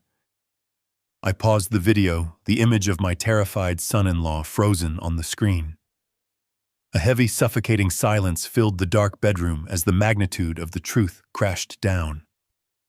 Greg was not just a greedy man looking for an early inheritance from his father-in-law. He was a desperate animal trapped in a dark corner by a violent criminal syndicate. He owed a ruthless loan shark exactly $3 million. Todd was not just a random thug hired to quietly intimidate me. He was a highly trained cartel enforcer planted inside my home to guarantee the syndicate got their money. My entire life savings were the absolutely only thing standing between Greg and a shallow, unmarked grave. The stakes had just suddenly escalated far beyond simple family betrayal. This was undeniably a matter of life and death, and my precious little granddaughter Lily was caught right in the deadly crossfire. They were completely willing to permanently sacrifice my mind, my money, and my life just to save their own skin. I pulled the wireless earpiece slowly out of my ear, my hands shaking with terrifying clarity. I knew I absolutely had to completely destroy them all before next Friday arrived. To do that, a recorded conversation would simply not be enough. A clever defense attorney could easily argue that Greg was under immense duress and exaggerating his financial situation to appease a violent intruder. I needed concrete, undeniable documentary evidence. I needed bank statements, the forged psychiatric evaluations, and the paper trail connecting Greg to my ruined truck. All of those critical documents had to be stored on Greg's primary computer inside his locked home office at the far end of the main corridor. The digital clock on the nightstand shifted to 1 in the morning. The house was a sprawling tomb of silence. I looked at my wheelchair sitting near the bed. I could not risk using it. The heavy rubber tires squeaked faintly against the polished hardwood, and navigating the thick Persian rugs in the hallway required too much exertion, which would inevitably create noise. If I was going to reach that office undetected, I had to stay incredibly low. I had to crawl. I slipped the tablet back into its hidden compartment inside the leather tool bag and secured the false bottom. I took a slow, deep breath, mentally preparing myself for the sheer physical agony I was about to endure. I shifted my weight forward and carefully slid off the edge of the mattress. I braced my fall with my calloused hands, lowering my battered body onto the cold, unforgiving floorboards. As my shattered right leg dragged across the edge of the bed frame, a blinding flash of pain ripped through my shin. It felt as though a serrated blade was violently sawing through my bone marrow. I bit down hard on my lower lip, tasting the sharp, metallic tang of my own blood as I choked back a scream. I lay flat on my stomach for a long moment, my forehead resting against the dusty wood, waiting for the dark spots to clear from my vision. I opened my eyes and looked down the long, dark stretch of the hallway. The moonlight spilled through the tall, decorative windows, casting long, skeletal shadows across the floor. I began to move. I reached forward with both hands, planting my palms flat against the wood, and pulled my upper body forward. I kept my left knee bent, using it to push my weight, while my right leg, encased in the heavy plaster cast, dragged uselessly behind me like a sack of wet cement. The physical effort required for a single foot of progress was absolutely staggering. I am 71 years old, and my body had just survived a catastrophic collision. My bruised ribs screamed in fierce protest with every single contraction of my chest muscles. Sweat poured from my forehead, stinging my eyes and soaking the collar of my flannel shirt. But I kept pulling, 1 inch at a time. I was a man who had spent his life navigating dangerous high-altitude construction sites. I knew how to focus my mind entirely on the immediate task, blocking out the overwhelming scale of the danger. I dragged myself out of the guest bedroom and into the vast, open corridor. The temperature dropped significantly out here, the marble tiles of the foyer radiating a deep, biting chill that seeped right through my clothes. I had to plan my route with absolute mathematical precision. I knew from my first day in this house that the floorboards near the central heating vents had a tendency to warp and creak under applied pressure. I deliberately steered my body toward the heavy baseboards along the left wall, where the structural joists provided the most rigid support. Halfway down the hall, disaster nearly struck. As I pulled my heavy cast over the edge of a thick, woven rug, the plaster scraped against a decorative brass floor grate. The sharp, metallic scraping sound echoed loudly in the cavernous space. I froze instantly, pressing my face flat against the cold rug, my heart hammering against my chest like a trapped bird. I stopped breathing entirely. Above me, the floorboards of the second story groaned. Heavy footsteps shifted in the master bedroom directly overhead. Greg was awake. I squeezed my eyes shut, praying to God that he was just rolling over in his sleep. The seconds stretched into absolute eternity. I listened to the house settle around me, every tiny creak magnifying in my ears. Finally, the footsteps stopped. A bedspring whined, and then silence reclaimed the massive house. He had not come out to investigate. I let out a slow, trembling breath, a fresh wave of cold sweat washing over my back. I could not afford another mistake like that. I resumed my agonizing crawl, moving even slower now, testing every single inch of the floor with my hands before committing my body weight. The pain in my right leg transitioned from a sharp, stabbing sensation into a deep, relentless, burning ache that radiated all the way up into my hip. My arms trembled violently with muscle fatigue. My calloused fingers were rubbed raw against the coarse fibers of the rugs and the hard edges of the marble tiles. It felt exactly like I was dragging myself across a vast desert of broken glass. But the memory of Lily's terrified face and the horrific psychiatric bed waiting in the basement fueled an intense fire in my gut that absolutely refused to let me quit. After what felt like hours of agonizing labor, the dark shape of the mahogany door finally loomed in the shadows ahead of me. It was Greg's home office. I dragged myself the final few feet, my breath coming in ragged, silent gasps. I reached the doorframe and collapsed against the baseboard, my chest heaving violently. I had made it, but the hardest part was just beginning. I reached up with a shaking, exhausted arm and grabbed the smooth brass doorknob. I applied a slow, steady pressure, turning it gently to the right. It did not yield. The mechanism was locked tight. I rested my sweaty forehead against the cool mahogany wood, closing my eyes in a momentary wave of pure defeat. A locked door. It was such a simple, mundane obstacle, but to a crippled man, dragging himself across the floor, it felt like an impenetrable fortress wall. But then a faint, metallic clinking sound echoed softly from the breast pocket of my flannel shirt. Before I had left my bedroom, right after I had secured the tablet inside the false bottom of my leather bag, I had instinctively reached into the side pouch. My fingers had brushed against a small flat steel tension wrench and a standard hook pick. I had carried them for years, a habit formed from constantly losing the keys to padlocked equipment sheds on chaotic construction sites. I reached into my pocket with trembling fingers and pulled out the two thin pieces of cold steel. I shifted my weight, propping myself up on my left elbow so I could reach the brass keyhole. My hands were shaking so violently from the physical exertion that I dropped the tension wrench twice, the tiny clatter sounding like gunshots in the silent hallway. I took a deep, ragged breath, forcing my heart rate to slow. I slid the tension wrench into the bottom of the keyway, applying a microscopic amount of rotational pressure. Then I eased the hook pick into the top. It was a standard 5-pin tumbler lock meant to keep out a curious child, not a determined engineer. I felt the pins carefully lifting them one by one until I felt the satisfying tiny click of the shear line aligning. The cylinder turned smoothly. The lock disengaged with a soft pop. I grasped the handle, turned it, and pushed the heavy door open. The office was pitch black, smelling faintly of expensive leather and stale scotch. I crawled over the threshold, pulling my dead right leg behind me, and reached up to quietly push the door shut until it latched. I dragged myself across the plush carpet toward the massive oak desk sitting in the center of the room.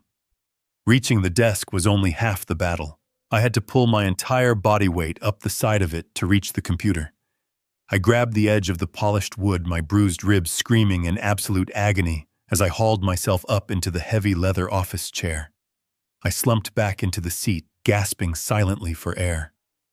Once the pain subsided into a manageable throb, I leaned forward and pressed the power button on the sleek desktop tower hidden beneath the desk. The monitors flared to life, bathing the dark room in a stark, blinding white light. I squinted, raising a hand to shield my eyes until they adjusted. A login screen appeared, displaying Greg's name and a blank password field. I rested my fingers on the keyboard.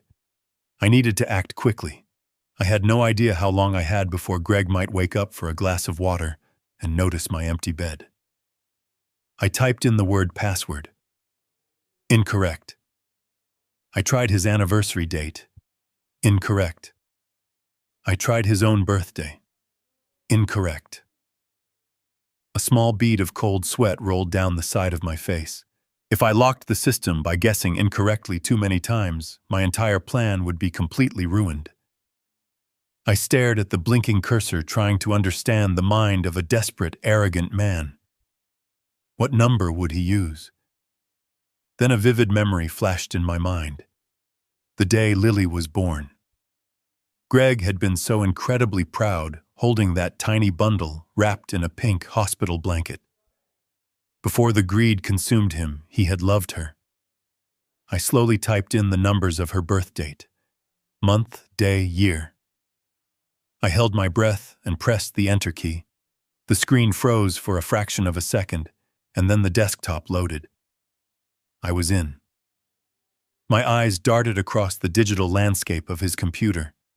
The desktop was cluttered with hundreds of files, spreadsheets, and folders. I grabbed the wireless mouse, my calloused hand trembling, and clicked on the primary document directory. I bypassed the folders labeled with his failing real estate properties and looked for anything unusual. At the bottom of the list, a folder caught my attention. It was simply titled Personal Expenses. I double-clicked it. Inside were various digital receipts for luxury car leases and expensive country club dinners. But one file, a scanned image document, had a strange cryptic title. It read, Auto Consult Cash.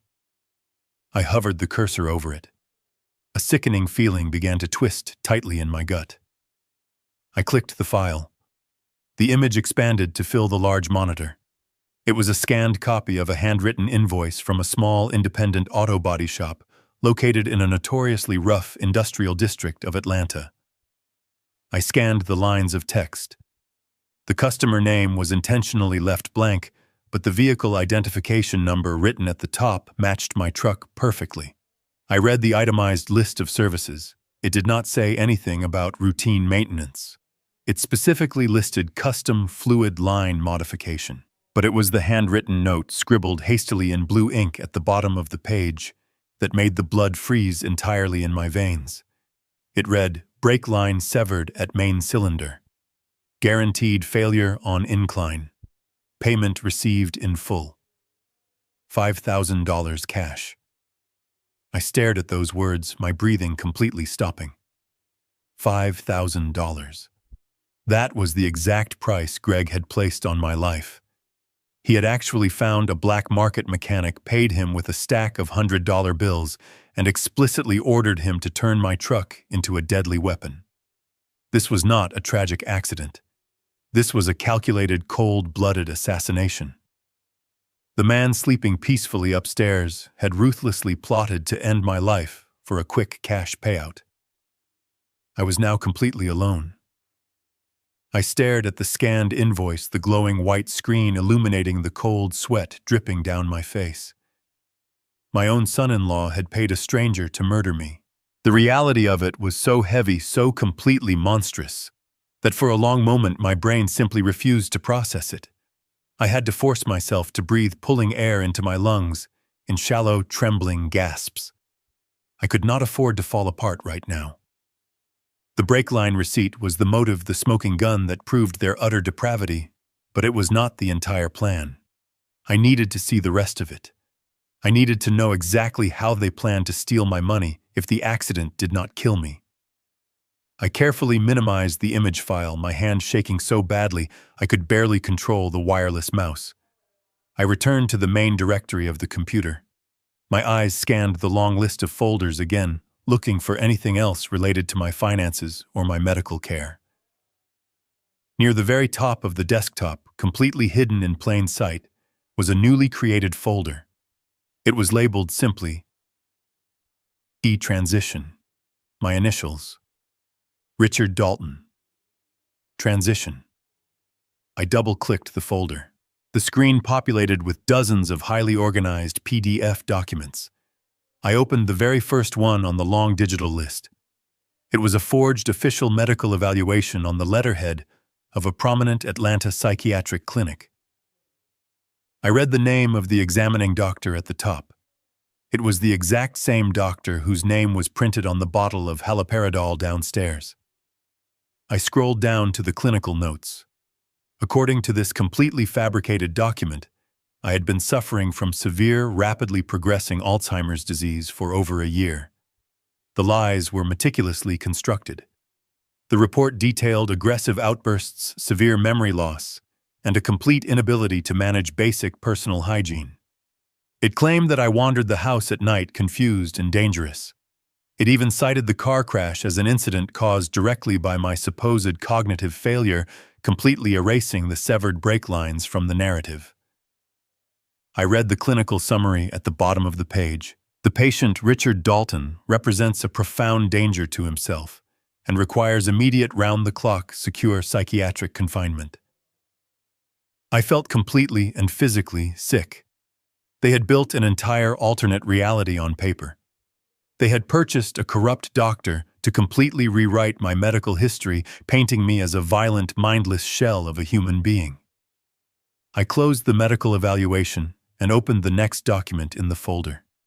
This one was far worse. It bore the official seal of the county probate court. It was a formal petition for a total conservatorship, also known as legal guardianship. I read through the dense legal jargon, my heart sinking lower with every single paragraph. Rachel was petitioning the court to strip me of all my legal rights. She was asking to be appointed the sole guardian of my physical person and my estate. If the judge signed this piece of paper, I would legally cease to exist as an independent adult. I would have fewer rights than a child. I would not be able to vote, sign a contract, or even decide what medical treatment I received. Rachel would have absolute unchecked power over my life. I scrolled down to the scheduling section of the document. The hearing was already on the official court docket. It was scheduled for next Tuesday at 9 in the morning. Today was Thursday. I had less than 5 days before a judge slammed a gavel down and handed my entire life over to the very people trying to murder me. 5 days until I was legally erased from the world. I opened the final subfolder, desperately needing to see the scope of their financial strategy. It contained an exhaustive spreadsheet detailing my entire estate. Every penny I had saved over 40 years of grueling construction work was perfectly itemized. My liquid cash, my investment portfolios, the massive equity in my house, and my pension funds. The grand total sat at the bottom of the page in bold black numbers. $4.5 million. But next to those numbers was a column labeled Liquidation Timeline. They had already drafted the transfer requests to sell off my blue-chip stocks and empty my high-yield savings accounts the very second the conservatorship was granted. They planned to completely drain the estate within 48 hours of the court ruling. $3 million was earmarked for an anonymous offshore corporate account, which I knew was the violent loan shark syndicate. The rest was allocated to pay off Greg's failing commercial real estate debts and fund their lavish lifestyle. They were going to feed my life savings directly into the hands of organized crime. Every single drop of sweat I had poured into those massive steel bridges was being used to wipe out their pathetic mistakes. I sat there in the dark office, surrounded by the glow of the monitors, the sheer scale of their betrayal crushing down on me. I had spent 4 decades building a secure legacy for my family. I had sacrificed my own comfort working through agonizing pain and freezing weather so my daughter would never have to worry about her future. And this was my reward. A fake medical chart, a stolen fortune, and a legal death sentence orchestrated by my own flesh and blood. They were not just taking my money. They were stealing my history, my dignity, and my freedom. The intense anger that had been slowly simmering in my chest suddenly crystallized into something entirely different. It became a cold, pure, unshakable resolve. They thought I was just a broken old man waiting to die. They were wrong. I was going to stop them no matter the cost. I would completely dismantle their intricate plans and absolutely destroy their lives. I forced my trembling hand to keep moving the wireless mouse across the smooth surface of the wooden desk. I thought I had seen the very worst of their depravity, but the dark pit of their cruelty had no bottom. I closed the spreadsheet detailing the systematic theft of my life savings and opened the final folder on the desktop. It was simply titled Relocation. I double-clicked the icon, my heart beating a slow, heavy rhythm against my bruised ribs. A single portable document file was saved inside, labeled with the name of a prominent international airline. I opened the file and stared at the glowing white screen. It was an electronic itinerary for 2 first-class one-way tickets departing from Atlanta International Airport next Wednesday night, exactly 1 day after the conservatorship hearing. The destination, printed in bold black letters, was Belize City. They were fleeing the country. Belize is a nation well known for its highly secretive offshore banking laws and its lack of extradition treaties for certain financial crimes. They were going to liquidate my entire estate, wire the money to the syndicate, take the remaining millions for themselves, and completely vanish into a tropical paradise. I stared at the passenger names listed on the boarding passes. Greg and Rachel. Just 2 names. I scrolled down, my eyes frantically scanning the digital page for a third ticket. I looked for a child's fare, an adjoining seat reservation, anything. But the page was entirely blank. There was no ticket for Lily. My breath caught sharply in my throat. I opened a web browser and navigated to his email account, which was still logged in. I typed Lily into the search bar, desperate to find some alternative arrangement. A boarding school receipt, a long-term nanny contract, anything to prove they were not monsters. An email thread popped up from just 2 days ago. It was an automated correspondence from the State Department of Child and Family Services. Rachel had submitted an anonymous inquiry about the legal process of relinquishing parental rights and surrendering a minor to the state foster care system. She had cited overwhelming financial hardship and the burden of caring for a severely disabled, violent parent. Me. They were going to use my fabricated dementia as an excuse to abandon their own 7-year-old daughter to the cold, unforgiving bureaucracy of the state. They considered their own flesh and blood to be nothing more than excess baggage, a minor inconvenience standing between them and my stolen fortune. The sweet little girl who had bravely warned me about the basement room was going to be thrown away like garbage while her parents sipped cocktails on a beach. A wave of profound, suffocating nausea washed over me. I gripped the edge of the heavy oak desk so tightly my knuckles ached. But the horrors of that computer were still not finished. At the bottom of the email inbox, marked with a bright red flag for high importance, was a payment confirmation receipt from a medical holding company. I clicked the link and a digital invoice appeared on the screen. It was a non-refundable deposit for a permanent residential placement at a facility called the Pine Ridge Behavioral Center. I recognized the name instantly. Years ago, I had worked as a structural consultant reviewing public buildings for the county. Pine Ridge was a notoriously underfunded, decrepit state-run psychiatric asylum located deep in the rural swamplands of southern Georgia.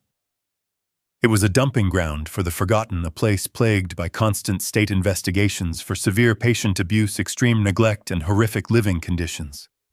The medical bed downstairs in the basement, the leather restraints, the haloperidol pills. Those were never meant to be my permanent punishment. They were just the temporary tools they needed to make me compliant for the court hearing. Pine Ridge was my actual destination. Once Rachel secured the legal guardianship on Tuesday morning, she was going to sign the authorization forms, drug me into a complete stupor, and have me transported to that hellhole in the middle of the night. I would be locked inside a concrete cell, stripped of my name, my dignity, and my sanity, left to rot in absolute misery until my broken body finally gave out. They were condemning me to a living nightmare while they walked away multi-millionaires. I sat back in the heavy leather chair, the harsh white light of the monitors reflecting off my tear-streaked face. For 71 years, I had defined my life by my role as a protector.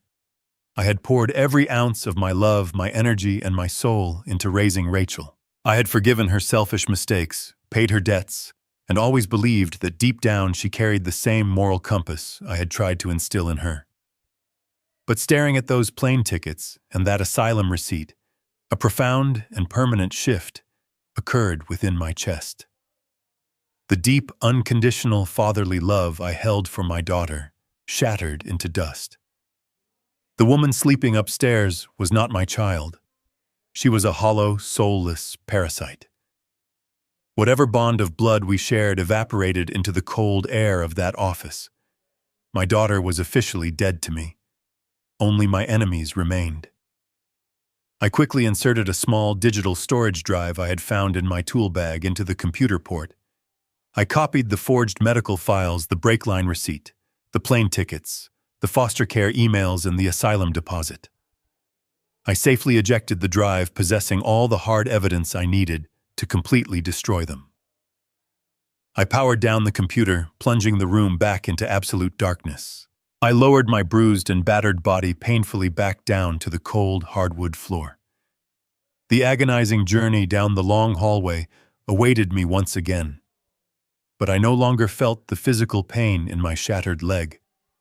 I only felt the freezing mechanical anticipation of delivering absolute justice.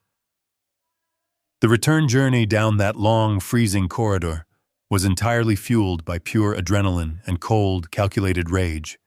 My right leg still dragged behind me, encased in heavy plaster, but the physical pain had faded. My mind was sharp, whirring with the precision of a massive engine running at maximum capacity. I carefully navigated the warped floorboards with stealth, slipping through the shadows like a ghost in my own family's house. I finally reached the door of the guest bedroom, pushed it open, and dragged myself over the threshold. I closed the door quietly until the latch clicked shut, securing myself back inside the digital prison they had built for me. I hauled my exhausted, trembling body back up into the wheelchair, my breathing coming in short, ragged gasps. I did not bother to rest. There was absolutely no time to waste. Tuesday was approaching fast, and I needed to strike a devastating blow before the sun came up. I reached down into the battered leather tool bag and retrieved the hidden tablet, waking the screen to reveal the solid connection of the industrial cellular network. I plugged the small digital storage drive into the adapter port of the tablet.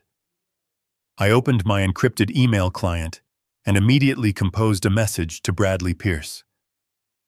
Bradley was not just a lawyer, he was a ruthless litigator who despised white-collar criminals. I typed his personal direct email address into the recipient bar. The subject line was simple but urgent.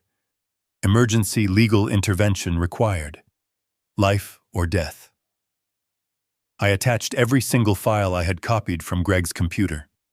The forged psychiatric evaluations, the petition for the total conservatorship, the non-refundable deposit for the Pine Ridge Behavioral Asylum, the one-way first-class tickets to Belize, and finally, the handwritten receipt from the black market mechanic confirming the assassination attempt on my life. I kept the body of the email incredibly brief, knowing the documents would speak entirely for themselves. Bradley, I am being held against my will and chemically sedated by Rachel and Greg. They are attempting to steal my estate and flee the country. Do not call this house under any circumstances. Prepare the counter-evidence for the hearing on Tuesday morning. I will see you in court.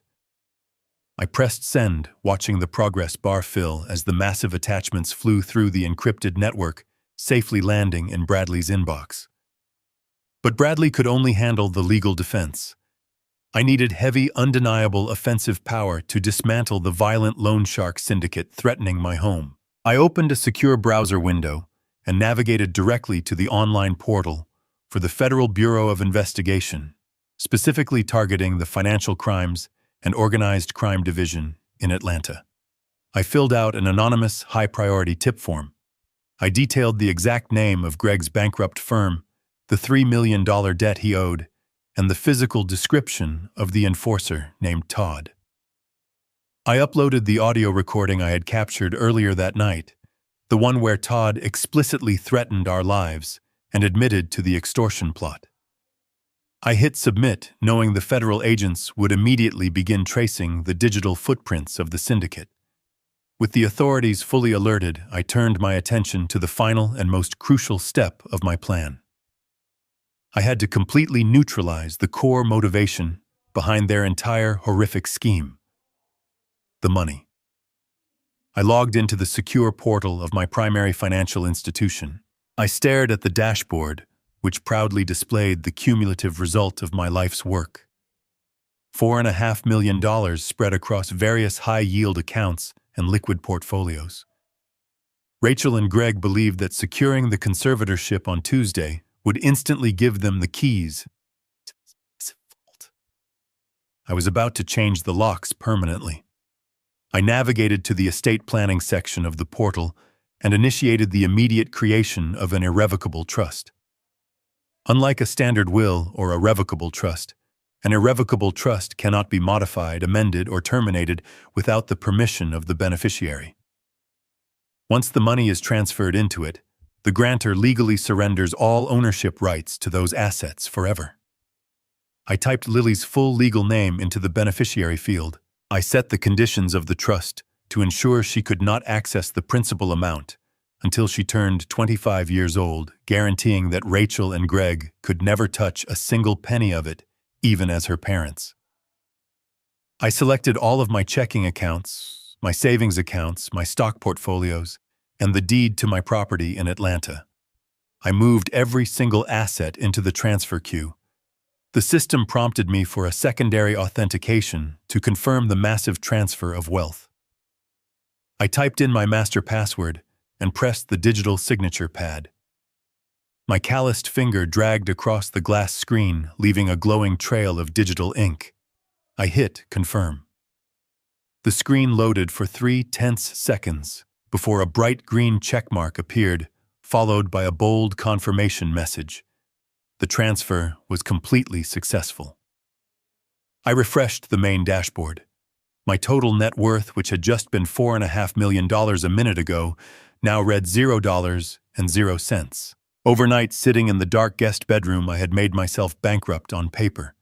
I had absolutely nothing left to my name. If Rachel somehow managed to win the conservatorship on Tuesday, she would be appointed the legal guardian of a completely penniless old man. I smiled, a dark, cold satisfaction washing over me. I unplugged the tablet, shut it down, and hid it safely back inside the false bottom of my tool bag. I pulled myself out of the wheelchair and crawled into bed, pulling the damp covers up to my chin. The physical pain in my leg was still there, but my soul felt lighter than it had in a week. The trap was set, the bait was taken, and the jaws were ready to snap shut. The next 4 days passed in a haze of calculated deception. I continued to play the role of the broken, mindless old man, perfectly drooling at the dinner table, staring blankly at the walls, and allowing Todd to violently handle my shattered leg without showing a single spark of resistance. Rachel and Greg grew increasingly confident. By the time Tuesday morning finally arrived, they did not even bother to speak to me as a human being. They treated me like a broken piece of furniture that needed to be moved. They dressed me in a faded, wrinkled flannel shirt and a pair of stained sweatpants, deliberately making me look neglected and pathetic. Greg practically shoved me into my wheelchair, his hands rough and impatient. They loaded me into the back of a specially rented accessible van, not uttering a single word to me, during the 30-minute drive into the heart of downtown Atlanta. The Fulton County Courthouse was a massive, imposing structure of polished granite and towering glass windows. As Greg wheeled me through the heavy security doors and into the bustling lobby, my heart began to pound, a steady, powerful rhythm against my ribs. The air was thick with the smell of floor wax and stale coffee, echoing with the hurried footsteps of lawyers and anxious defendants. We rode the crowded elevator up to the 4th floor in absolute silence. Rachel stood directly in front of me, nervously adjusting the lapels of her conservative, expensive navy blue designer suit. She had pulled her hair back into a tight bun, wearing minimal makeup to ensure she looked the part of an exhausted, devoted daughter, carrying the heavy weight of the world on her delicate shoulders. We moved down the long, fluorescent-lit corridor and entered courtroom 4B. It was a sterile, intimidating room paneled in dark walnut lined with rows of uncomfortable wooden benches. Greg parked my wheelchair awkwardly at the respondent table, leaving me facing the towering wooden bench where the judge would soon preside. I slouched forward, letting my chin rest on my chest, my hands trembling slightly in my lap. I kept my eyes unfocused, but from beneath my lowered brow I scanned the room with the precision of a hawk. The courtroom was mostly empty, save for a bored-looking court reporter and a weary bailiff standing near the side door. There was no sign of Bradley Pierce yet. I had specifically instructed him to wait outside until the absolute perfect moment. I needed Rachel to commit fully to her perjury on the official court record before we sprang the trap. At exactly 9 o'clock, the heavy wooden door behind the bench opened and Judge Eleanor Hastings walked into the room. She was a stern, no-nonsense woman with sharp gray eyes and a reputation for processing probate cases with ruthless efficiency. The bailiff instructed us to rise. Greg stood up straight, smoothing his expensive tie while Rachel placed a gentle, perfectly manicured hand on my shoulder, sighing softly to draw the judge's attention to my supposed inability to stand. Judge Hastings sat down adjusting her reading glasses and opened the thick manila folder containing the forged documents Rachel had filed. The judge looked over the rim of her glasses, her gaze sweeping across the courtroom before settling heavily on Rachel. We are here today to review the petition for permanent conservatorship over the person and estate of Richard Dalton, the judge announced, her voice echoing clearly in the quiet room. The petitioner is the respondent's daughter, Rachel Montgomery. You may proceed. Rachel stood up slowly. She walked over to the wooden podium in the center of the room, gripping the edges tightly, as if she needed the physical support just to remain standing. She took a deep, shuddering breath, and the performance of a lifetime officially began. Your Honor, Rachel started, her voice trembling with perfectly calibrated emotion. I am here today because my father, the man who raised me and loved me, is simply no longer there. Over the past year, we have watched his mind slowly slip away into the dark shadows of severe dementia. It started with forgotten conversations, but it has escalated into something truly dangerous. Last month, in a state of deep cognitive confusion, he caused a horrific car accident that nearly took his life and shattered his leg. Since we brought him into our home to care for him, his condition has deteriorated completely. He does not know where he is. He cries out for my mother who passed away 10 years ago. He cannot feed himself, bathe himself, or understand basic financial concepts. Rachel paused, letting a single brilliant tear escape her eye and roll down her cheek. She reached into her pocket, pulling out a tissue to dab delicately at her face. It completely breaks my heart to stand here today. Your Honor, she whispered, her voice cracking beautifully. I love my father more than anything else in this entire world. But he is a profound danger to himself. He is vulnerable. He needs constant specialized psychiatric care that we can no longer provide at home. I am asking the court to grant me full legal guardianship over his medical decisions and his financial estate, so I can protect the assets he worked so hard to build and ensure he is placed in a secure facility where he can be safe for the rest of his days. I sat there in my wheelchair, quietly listening to every single poisonous word falling directly from her lying mouth. She was wrapping my execution in the warm, comforting blanket of a daughter's love. She wanted the judge to hand over my $4.5 million, effectively paying her to lock me in a rural asylum. Judge Hastings nodded sympathetically, turning the pages of the forged medical evaluation. Is there any legal counsel present today representing Mr. Dalton? She asked the quiet room, peering over her glasses. Yes, Your Honor. A booming voice echoed from the back of the room. I am here to represent Mr. Richard Dalton. The heavy double doors of the courtroom swung completely open, striking the wooden stops with a resounding violent crack. Bradley Pierce, my trusted attorney of 20 years, strode confidently down the center aisle. He was not alone. Flanking him on either side were two towering men wearing dark suits, their federal badges clearly visible on their leather belts. The entire courtroom froze. Rachel gasped loudly, her fake, carefully practiced tears drying up instantly as she gripped the edges of the wooden podium. Greg spun around in his chair, the blood draining completely from his handsome face, leaving him looking like a terrified ghost. I did not wait for Bradley to reach the front of the room. I gripped the thick armrests of my wheelchair and firmly planted my good left foot onto the polished marble floor. With a sharp, determined inhale, I pushed my body upward.